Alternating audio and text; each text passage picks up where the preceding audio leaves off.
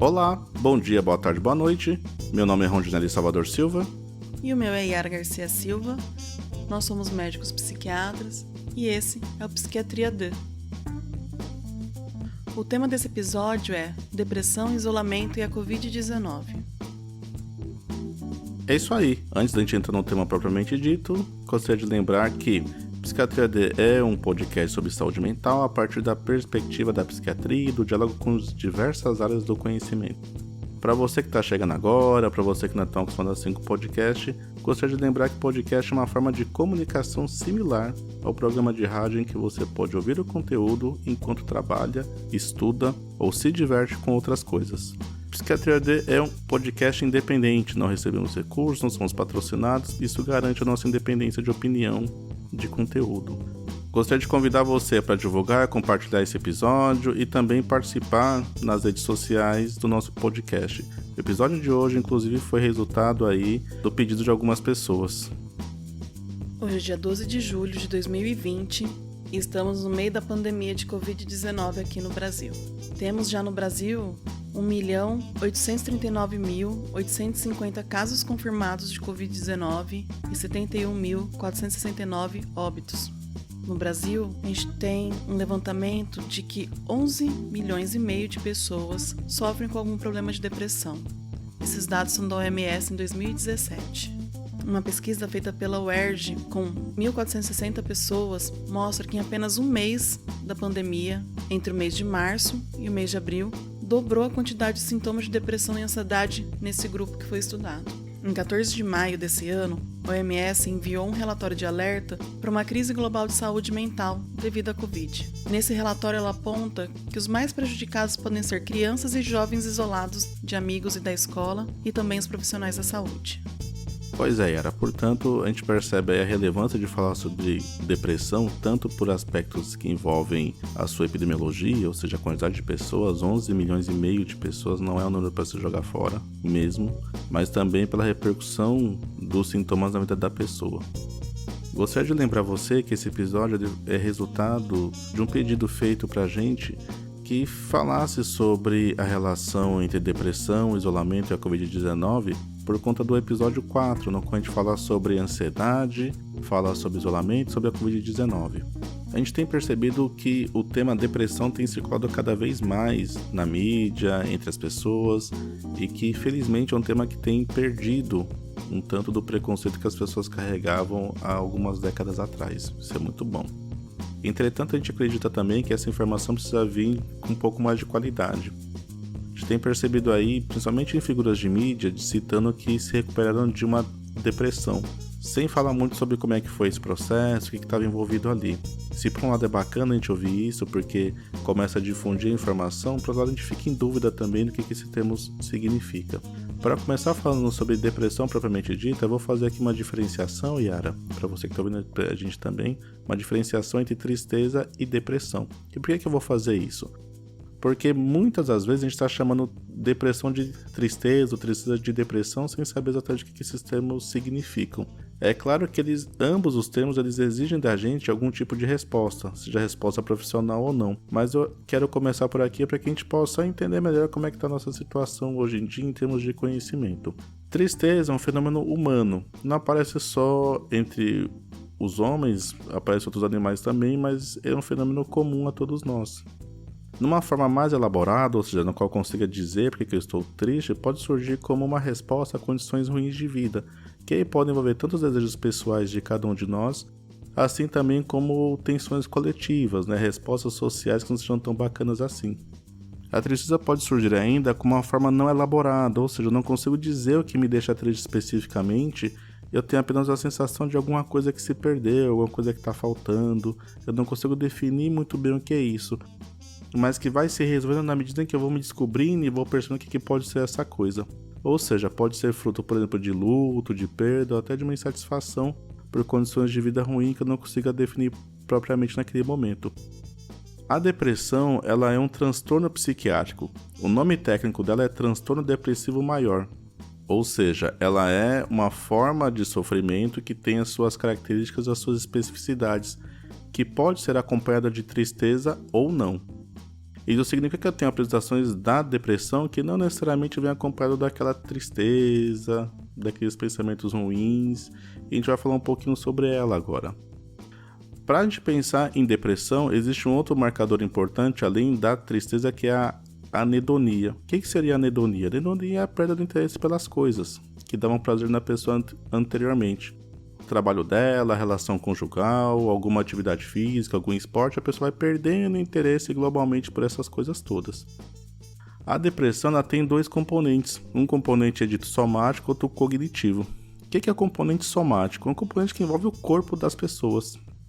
Então a pessoa pode se queixar de ter uma baixa energia global, ou seja, está pouco disposta para fazer as coisas. Ela pode ter uma fadiga, então a pessoa depois que começa a fazer uma coisa, ela se cansa rapidamente, coisa que não acontecia antes. Pode vir acompanhada de um ganho, de perda de peso, sem que a pessoa esteja se esforçando para ganhar ou perder peso. E ainda pode vir acompanhada de insônia ou hipersonia. O que é insônia? Insônia é uma sensação de que o sono não foi repousante para mim. Dormi pouco, acordei no meio da noite, isso não foi atribulado de forma geral. Ou seu oposto que é a hipersonia, então a pessoa dormia 7, 8 horas por noite, ou por dia, dependendo de como é que é o ciclo aí de vida de cada um de nós. E a pessoa passa a dormir 10, 12, 14 horas sem saber qual é a razão disso. E a gente falou que tem também elementos cognitivos, o que envolve a nossa mente, ou seja, a pessoa pode começar a se queixar de queixa de concentração, de perda de interesse pelas coisas que ela tinha interesse antes. Pode passar a se queixar de pensamentos negativos recorrentes que acontecem o tempo todo. E até de uma sensação de menos-valia. O que é a sensação de menos-valia? A pessoa passa a achar que ela não vale tanto, que ela é insuficiente, que não vai dar conta. Que ela passa a achar que não é capaz de resolver problemas que ela já resolvia anteriormente. Além disso, existem tipos específicos de depressão e eu queria falar com você um pouquinho sobre isso. Uma das formas é a distimia. Distimia ela tem como seu principal marcador um humor irritável, ou seja, a pessoa fica mais irritada, carrega consigo um mau humor.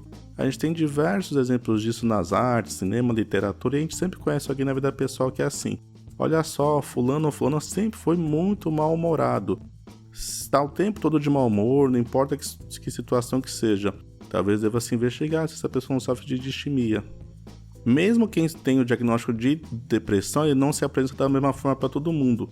Então, a depressão que ficou mais famosa é a depressão chamada do tipo melancólica. É aquela que vem acompanhada da tristeza, predomina principalmente nos adultos, homens e mulheres, e ela carrega consigo aí possivelmente uma baixa energia, uma disposição para a vida, pensamentos ruins. Nos adolescentes, a coisa surge de uma outra forma. Então, com grande frequência, aparece também um humor irritável. Ou seja, é uma depressão na qual a pessoa não tem baixa energia. Pode até ficar com alta energia, pode até ficar mais irritada do que o normal. Você que tem filho adolescente ou tem contato com adolescentes pode estar pensando, nossa, eles já são tão mal-humorados. O que a gente está falando aqui é que alguns desses adolescentes podem ficar mais mal-humorados do que o que é o habitual deles, ou até possam começar a apresentar um mau humor que não existia antes, para a gente ficar de olho também. Por exemplo, nos idosos, aparece a figura da desorganização do dia a dia. Então, aquele senhor, aquela senhora que tinha uma rotina bem estabelecida, horário de acordar, de dormir, de organizar as coisas, de sair para fazer compra, de conversar com vizinhos, a pessoa passa a se desorganizar no dia a dia dela. Ela passa, por exemplo, a ter dificuldades em arrumar a casa, dificuldades em circular pelo espaço público como circulava antes, dificuldade até para organizar funções diversas do ciclo familiar dela. É importante notar também que outro sintoma recorrente em idosos deprimidos é o esquecimento, que pode ser tão intenso a ponto de a gente confundir com uma demência. Ou seja, alguns idosos podem até ser confundidos como, poxa, tá ficando demenciado, deve estar com Alzheimer. É tão comum essa diferenciação que a gente fala que em idosos deprimidos pode surgir a figura da pseudodemência. É como se fosse uma demência, mas não é. E que remite, ou seja, ela passa a não existir mais na medida em que a pessoa faz o tratamento para a depressão dela. Então precisa ter muito cuidado com isso. Queria falar também que a depressão ela pode surgir num transtorno psiquiátrico no qual os psiquiatras têm ficado bravos hoje em dia da maneira como ele é tratado no dia a dia, que é a bipolaridade. Então, a bipolaridade, ou o nome que a psiquiatria dá para esse transtorno é transtorno afetivo bipolar, ele é um transtorno que carrega consigo uma característica de que a pessoa tem uma fase, um período da vida dela, qual ela vai ficar deprimida, e outro período que ela fica em fase de mania.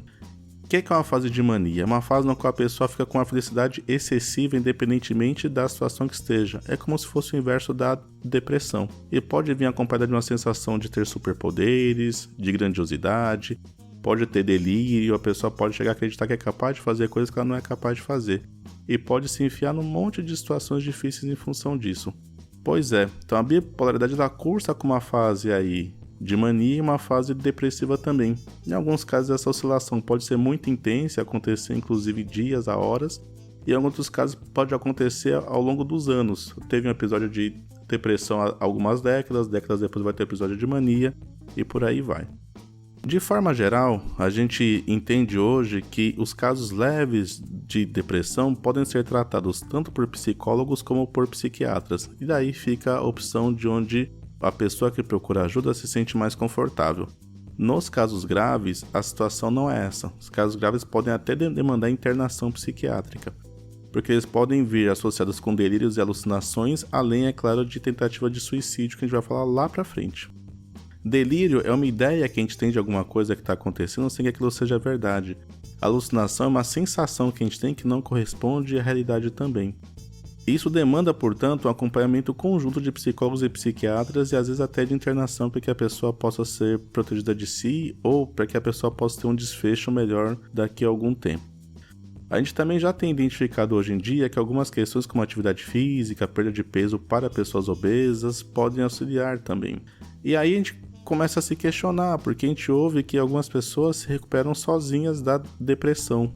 A gente não tem certeza disso. A gente fica em dúvida se as pessoas estão falando sobre depressão ou sobre tristeza.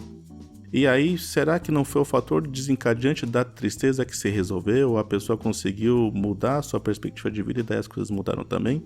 Acho que fica essa dúvida aqui pra mim, pra você que tá ouvindo, fica a dúvida pra Yara também. Rondinelli, como você mesmo disse anteriormente, né, a tristeza, ela é um sentimento humano, assim como a alegria, a raiva, a surpresa, e ela é uma reação a algo. Então ela é reativa a alguma coisa que aconteceu. Então, por exemplo, você pode ficar triste quando você perde alguém próximo, quando você rompe em algum relacionamento, quando você perde o trabalho, ou até quando seu time de futebol perde no campeonato. Essa tristeza ela pode durar dias, semanas, pode ser pontual e durar apenas horas, minutos. E a questão é, conforme o motivo se passa, quando você resolve, quando você lida com o motivo que causou essa tristeza, esse sentimento vai se dissolvendo, vai se diluindo e você volta a ter uma vida sem contar com essa tristeza. Já na depressão, esse sentimento, a depressão que pode vir ou não acompanhada de tristeza, é claro, ele é contínuo, ele dura por mais tempo. A tristeza ela faz parte do nosso cotidiano e é comum que em algum momento do dia nós podemos nos sentir tristes mais de uma vez. Já a depressão ela é mais complexa e as causas de depressão provavelmente elas nunca vão vir isoladas. Então, alguém dificilmente vai falar que a causa de depressão foi por exatamente só um motivo. E quando a gente pensa nisso, quando a gente vai pensar em causas de depressão, em fatores de risco que podem desencadear a depressão, né? Que pode aumentar nossas chances de ter depressão. Acho que muitas pessoas pensam que depressão é uma doença do nosso cérebro. Então, realmente, que é causada por uma alteração do funcionamento dos nossos neurônios e até por uma baixa de substâncias que nosso cérebro produz. Por exemplo, os neurotransmissores. Então, as pessoas falam da serotonina e de outras substâncias. Isso é possível, essas alterações cerebrais somam no contexto de causa da depressão, mas elas não vêm sozinhas quando elas se apresentam. Por exemplo, a gente já sabe que uma das principais causas de depressão são os fatores genéticos. Como assim? Por exemplo, se você tem um pai ou uma mãe que tem depressão ou tem um histórico de que teve depressão, você tem chance 2 vezes maior de desenvolver depressão do que outras pessoas que não têm esse contexto familiar. Ou então, se você tem um pai ou uma mãe que tem depressão e também tiver um avô ou uma avó que teve depressão, as suas chances de desenvolver depressão ela aumenta para 3 vezes mais do que para as outras pessoas. Além desse fator genético, que ele é bem presente nas causas de depressão, a gente também pode falar sobre fatores estressores. Por exemplo, na nossa infância, pessoas que têm histórico de terem sido negligenciadas na infância, que não foram bem cuidadas na infância como deveriam ter sido cuidadas, elas ter mais chances de desenvolver depressão. Pessoas também que têm um histórico de terem sido abusadas sexualmente ou com violência física na infância, também aumenta essa chance de desenvolver a depressão. Crianças também que tiveram uma perda significativa na infância, quando adultos têm uma maior possibilidade de desenvolver esse transtorno, essa doença. No nosso dia a dia também, quando a gente assume situações estressantes, então alguns fatores que podem colaborar como causa da depressão é você ter um emprego que exige muito de você, que exige mais do que deveria, você viver num contexto de morar talvez numa cidade grande, de pegar muito trânsito todos os dias para conseguir se locomover, é você ter uma rotina com privação de sono. Privação de sono entende-se aqui quando você reduz o tanto que você deveria dormir. Então, se você se sente confortável, por exemplo, dormindo 8 horas por dia, você passa a dormir 5 por causa de uma exigência diária. Ou então, você pode até dormir as 8 horas por dia, mas você nota uma baixa qualidade desse sono. Tudo isso pode colaborar como uma causa da depressão, como um fator importante de causa da depressão. Dentro do nosso dia a dia também, a gente já sabe que uma má alimentação, uma alimentação rica em carboidratos, em açúcares, ela é uma alimentação inflamatória, tóxica para o nosso corpo e pode ser uma causa também de depressão. O sedentarismo, o se exercitar pouco ou com pouca qualidade, também contribui para você desenvolver a doença.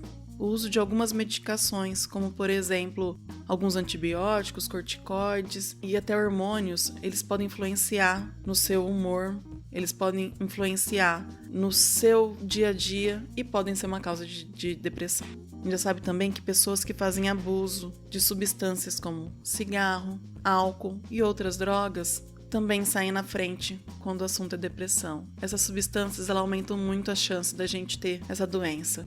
Então o que a gente vê são vários e vários fatores que podem contribuir para você desenvolver a doença. Na pandemia, nós podemos ficar mais tristes e até mesmo mais deprimidos. E um dos fatores que pode causar isso, que pode levar a isso, é o isolamento. Então você sentir a falta de pessoas que eram do seu convívio escolar, convívio do trabalho, podem levar a um quadro em que você tem um aumento da tristeza e até mesmo depressão. Assim como o rompimento que você tinha com sua rotina anterior. Durante a pandemia também, a gente tem uma dificuldade maior em realizar uma rotina saudável, em que a alimentação seja adequada, seja balanceada e que a gente tenha introduzida nessa rotina a atividade física.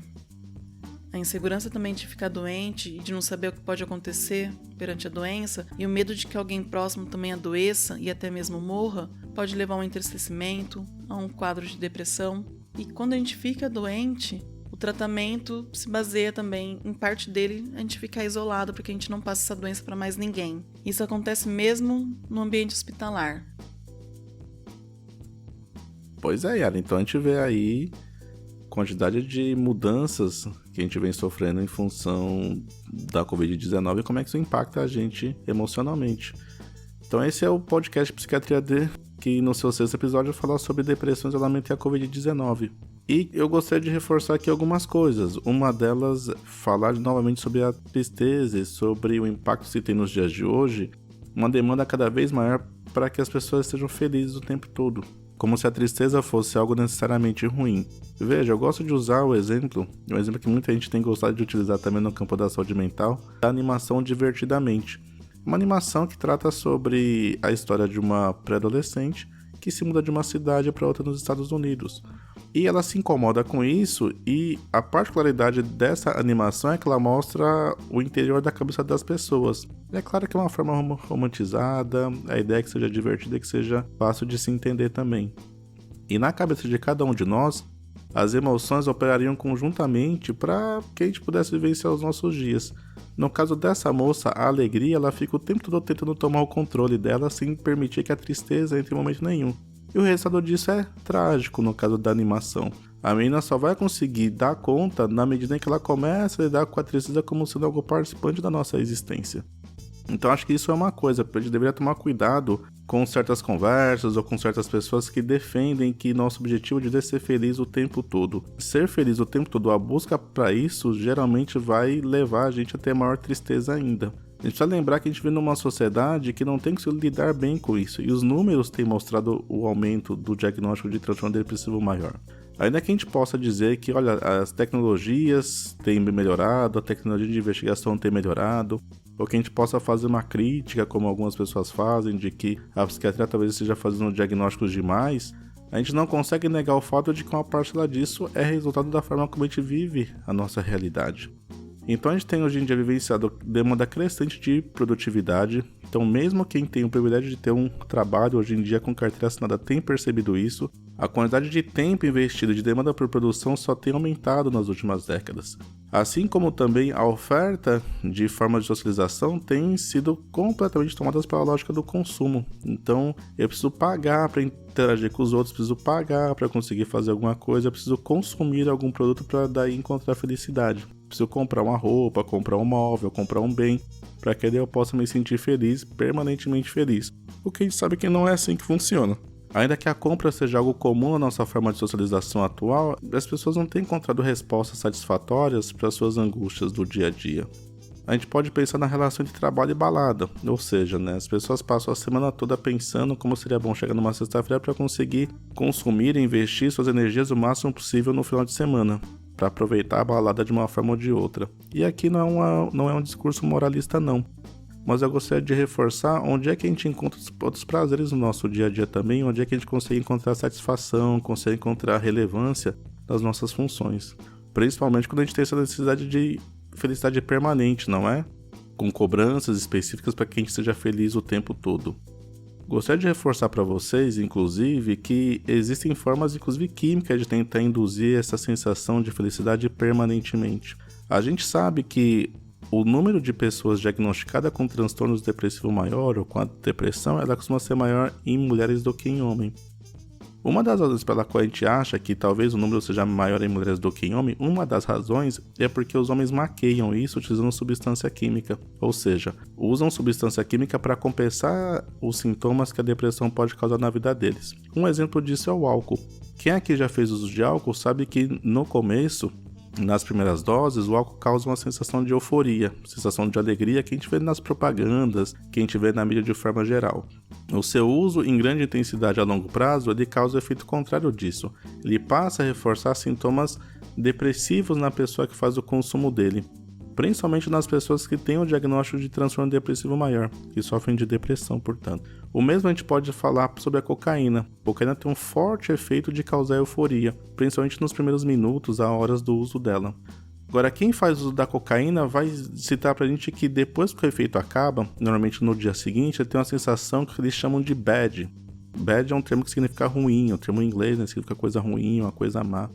Uma sensação de uma tristeza profunda, como se um buraco se abrisse no peito e a pessoa não conseguisse dar conta disso, que vai passando ao longo do dia, ou dos próximos dias, ou até a próxima dose até. Com relação à maconha, a gente tem dúvidas sobre isso, porque os dados estão em disputa. Ainda que os trabalhos tenham apontado que a maconha pode ser um dos fatores desencadeantes para a depressão ou possa piorar ainda, grupos de pesquisadores têm criticado as metodologias dos trabalhos que apontam nessa direção, então fica a interrogação para a gente.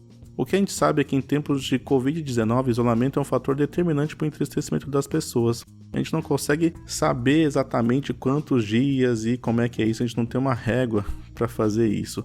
Mas o que a gente percebe pelo histórico aí de outras situações de isolamento por conta de epidemias ao longo das últimas décadas é que o número de diagnósticos aumenta durante e após esses eventos. E daí questões coletivas como a retração econômica, ou seja, quem já está numa situação difícil financeira e material tem encontrado maiores dificuldades ainda de dar conta. Quem não estava tem perdido o emprego também, a demanda por produtividade aumenta porque o número de funcionários também diminui numa situação dessa. E essas pessoas passam a se queixar de sintomas emocionais. É muito comum a gente ouvir que quem está passando fome só está preocupado com isso, mas a verdade é que junto com a fome também tem sentimentos muito ruins que vêm acompanhando isso. Algumas pessoas ficam ansiosas por não saber do dia seguinte, algumas pessoas se entristecem, outras chegam até a se deprimir em função disso. Precisam de cuidado também, de todos os cuidados, tanto para garantir o seu sustento, quanto também um cuidado emocional para conseguir garantir o seu dia a dia. A Yara falou muito bem sobre como essa coisa do isolamento se dá no meio hospitalar. Eu queria reforçar mesmo para quem está em casa agora. Então quem está em casa e tem se isolado, também existem algumas particularidades aqui. Uma é a particularidade das crianças que estão isoladas e dos jovens também, porque eles estão numa fase no qual o contato e a socialização são parte integral da sua formação.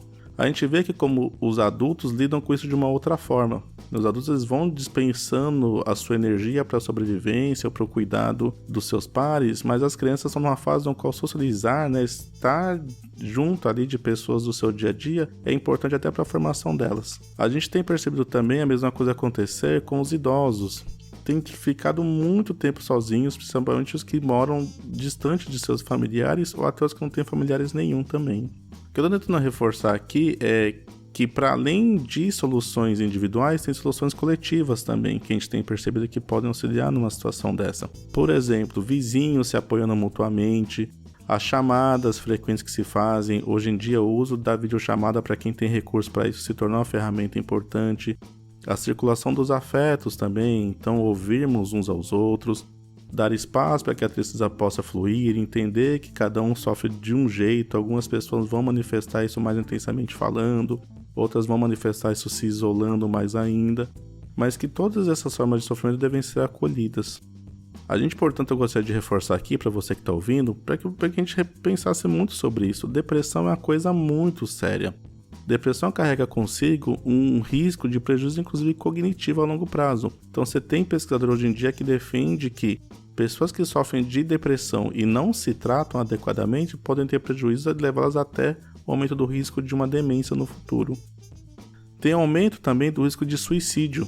Ora, depressão não é a única razão pela qual as pessoas se matam. Não é, existem outras tantas razões também. O desespero, a perda de expectativas, situações de conflito intenso, mas a depressão é um dos principais, se não for o maior fator de risco nos dias de hoje.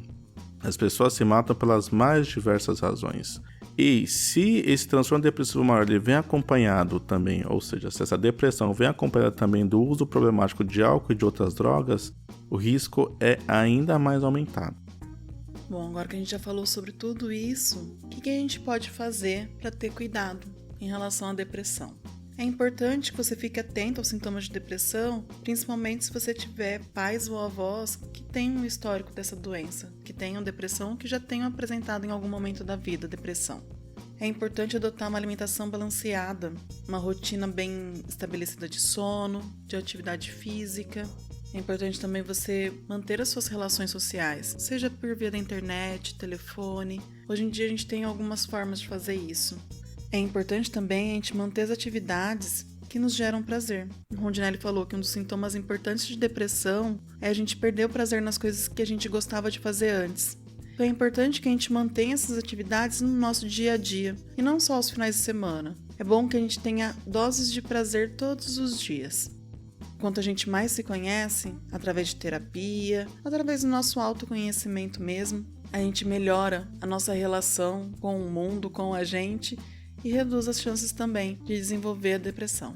É importante a gente evitar o consumo de açúcares, o consumo do álcool, de drogas, do tabaco e ficar atento às nossas alterações do humor quando a gente está em tratamento para outras doenças. Então, como eu disse antes, tratamento com algumas medicações como os hormônios, corticoides e até antibióticos pode alterar nosso humor. E se isso acontecer, avise seu médico. Para você que já faz algum acompanhamento com psiquiatra ou com psicólogo, dê continuidade a esse tratamento. Se você notar a piora de algum sintoma, de alguma coisa que tenha acontecido no seu dia a dia, comunique quem cuida de você. E para você que já fez tratamento e já não tem mais o quadro de depressão, é importante que você fique atento mesmo assim ao ressurgimento dos sintomas. Como o Rondinelli falou antes, depressão é um assunto sério. Caso você comece a se cortar ou até pensar em se matar, isso é uma urgência. Procure um médico ou um serviço de saúde mais próximo de você. A gente está chegando aqui no final do episódio, eu queria fazer um resumo sobre os temas que a gente tratou hoje, para que algumas coisas ficassem mais evidentes para a gente, tá? Primeiro eu começar lembrando que a gente diferenciou a tristeza da depressão, que é um tema importantíssimo nos dias de hoje. A gente falou sobre os tipos de depressão que existem também, diferenciando elas por sintomas, por intensidade e pela idade da pessoa que sofre, mostrando que a gente não pode falar simplesmente de uma depressão, mas tem tipos de depressão que podem acometer a gente. A gente falou de fatores de risco, que inclui aí questões que são ambientais, a maneira como a pessoa vive, como a pessoa toca a sua vida. Tem fatores pessoais da história de cada um de nós, fatores bastante singulares, e até a genética que a gente carrega também. Quando a gente fala de hábitos de vida, a gente reforçou bastante o papel de controle que a gente possa ter em maior ou menor grau sobre eles. A A gente falou também sobre a maior intensificação em tempos de Covid-19 e de isolamento de sintomas depressivos e também do aumento de risco de diagnóstico, né, de sofrer desse tipo de transtorno. E a gente lembrou que a sociedade não tem dado respostas muito satisfatórias até o momento para pensar em formas coletivas de lidar com a tristeza e com a depressão. A gente também reforçou que tem algumas atividades que diminuem o risco de que a pessoa desenvolva esse transtorno depressivo maior. Então, as atividades protetivas são atividade física, cuidado com o uso de álcool e outras drogas, zelo com sono, alimentação e com a rotina diária. Esse foi mais um episódio do Psiquiatria D, um podcast semanal que fala sobre a perspectiva da psiquiatria de vários assuntos do seu dia a dia. E se você chegou até aqui, siga a gente nos agregadores, ouça o nosso podcast com frequência, convidem amigos para ouvi-lo, compartilhe esse conteúdo que ele vai ser muito útil para muitas pessoas. Muito obrigada e até mais. Muito obrigado e até a próxima.